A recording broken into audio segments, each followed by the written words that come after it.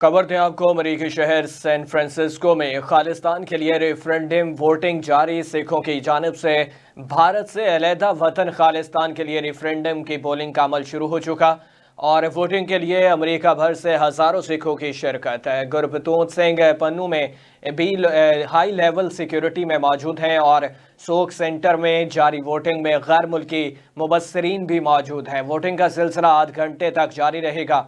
सिख रहनुमाओं ने शुरका को भारतीय हुकूमत के सिखों से इम्तियाजी सलूक, गैर मुनसिफाना रवैया और सिखों के खिलाफ हथकंडों से भी आगाह किया।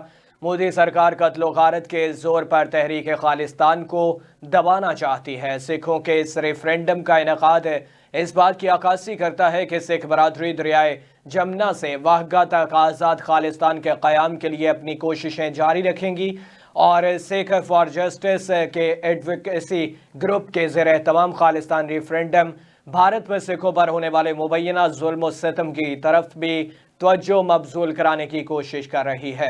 हिंदुस्तान ने खत्े में हमेशा दहशत गर्दी और इंतहा पसंदी को हवा दी है, जिसका मुंह बोलता सबूत मकबूजा कश्मीर और सिखों के खिलाफ मोदी सरकार की इंतहा पसंदाना पॉलिसियां हैं।